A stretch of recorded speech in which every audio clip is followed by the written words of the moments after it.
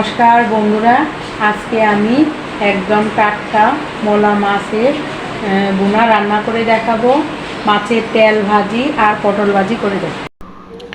দিয়ে দিব লবণ,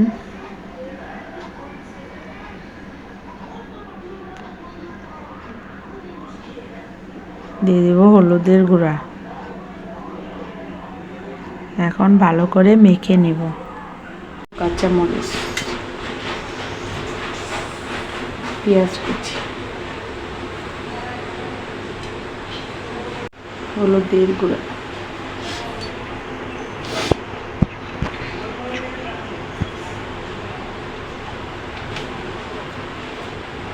মরিচের গুঁড়া, জিরা বাটা আর অল্প পরিমাণ ধনিয়ার গুঁড়া, সরিষার তেল। এখন সব কিছু আমি ভালো করে মেখে নিই। কড়াইয়ে দিয়ে দিব সরিষার তেল, গোটা জিরে, দিয়ে দিব পেঁয়াজ কুচি,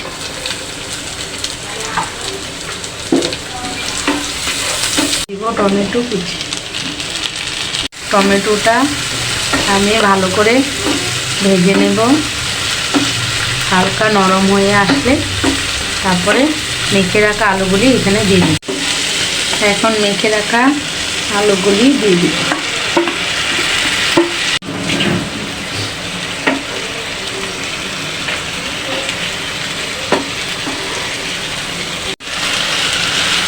আলুগুলি সিদ্ধ হয়ে গেল। এখন আমি এখানে মাছগুলি দিয়ে দিব। একদম খুবই টাটকা মাছ, এই জন্য আমি ভেজে নিই। এখন এগুলি দিয়ে দিব।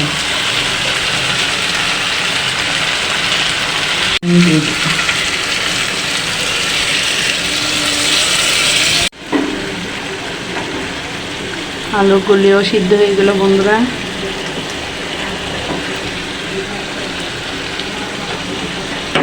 তরকারিটা হয়ে গেল।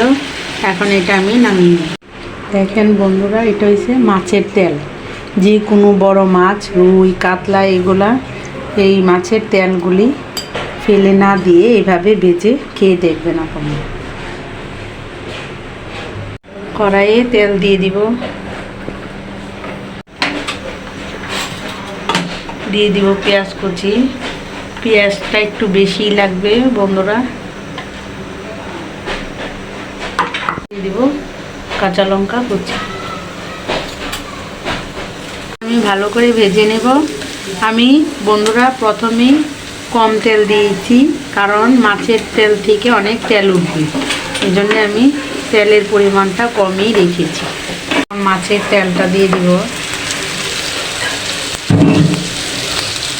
দিয়ে দিব পরিমাণ মতো লবণ,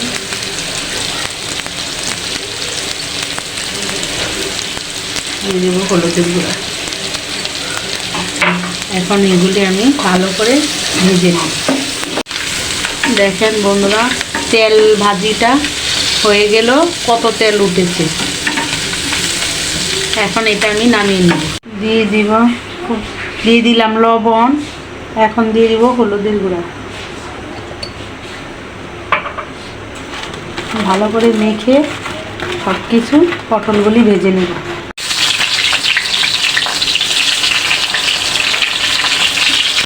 পটল ভাজাগুলি হয়ে গেল। এখন এগুলি তুলে নেব। এখন এক এক করে সবগুলি ভেজে নেব। আমার সবগুলি রান্নায় রেডি হয়ে গেল বন্ধুরা। আমার ভিডিওটি ভালো লাগলে লাইক, কমেন্ট, শেয়ার ও প্লিজ সাবস্ক্রাইব করে দিবেন। সবাই ভালো থাকবেন, সুস্থ।